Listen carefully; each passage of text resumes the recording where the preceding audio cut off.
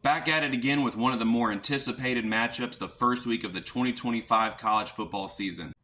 For this video, we have Notre Dame versus Miami, kind of a rebirth of the old Catholics versus convicts rivalry.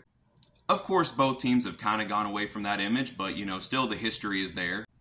This is a very intriguing matchup, and a lot of experts are actually picking Miami to win this game, but of course, I'm going to do the preview, break it down by positions, the coaching battles, and then of course give 3 keys to the game, and you let me know in the comments which team is going to win. So without further ado, let's get into it. Starting out at quarterback, and I'm coming out of the gates with a hot take here, and I'm actually going to go with Notre Dame and CJ Carr with the advantage here.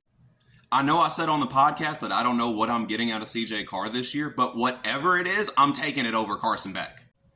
I don't know what you all see in Carson Beck. Look, I understand he's had his moments, but he's just not that consistent.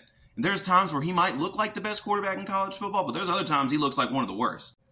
Not to mention he's coming off Tommy John surgery, and allegedly he's a freaky ass dude, and I know y'all heard Kendrick, stay your ass inside, and also allegedly he's the Bo Callahan of the college football world. If you know, you know. So yeah, with quarterback, I went with Notre Dame and CJ Carr here, and let me know in the comments, am I just a Carson Beck hater? Now for running back, this was easy. Love and Price, I think, are the best backfield in college football. Sorry, Penn State fans, but yeah, that's why I had to go with Notre Dame for the running back position. For wide receiver, I also went with Notre Dame because collectively, the returning wide receivers put up better numbers than the returners for Miami last year. And of course, headlining this Irish wide receiver core is Jaden Greathouse. So for wide receiver, I went with Notre Dame. Now for offensive line, I went with a tie. Notre Dame is notorious for having good offensive lines every year, but Mario Cristobal is equally as notorious as developing offensive lines. So I couldn't really decide, so I went with a tie. For the tight ends, I went with Miami. I think they have the deeper tight end room, and of course that is headlined by the Tulane transfer Alex Ballman. For defensive line, I went with Miami, and of course they are headlined by projected top 15 pick Ruben Bain. Now for the linebacking core, I went with Notre Dame because they are projected to have one of the better linebacker units in college football this year, and of course they are headlined by Drake Bowman, who is number 9 in current PFF rankings among all linebackers in college football. For defensive back, I went with Miami. They absolutely loaded up in the portal this offseason, and of course they are headlined by the transfer of Zachariah Poyser. Last but not least, for the position battles and special teams, I also went with Notre Dame. And that is largely because I still have a disdain for Bert Auburn. Now for the coaching matchups. For the head coach, I went with Marcus Freeman. Mario Cristobal, I think, is a great coach, but also so is Marcus Freeman. And he just led his team to the national championship game a year ago, so he's got to have the edge. For offensive coordinator, I also went with Notre Dame because I think Mike Denbrock is one of the best offensive coordinators in college football.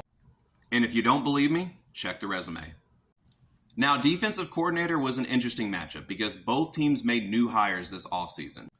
But I ultimately had to give the edge to Chris Ash and Notre Dame because Chris Ash does have the better or more decorated resume at this point in time.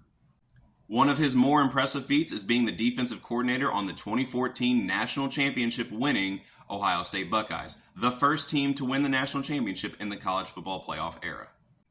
If you're keeping track at home, Notre Dame has the edge 8-3 with 1 tie. Now let's get into some keys of the game. For Notre Dame, number 1 is CJ Carr's play. It's his first collegiate start, so how comfortable is he going to look? Number 2, defensive line has to get pressure on Carson Beck.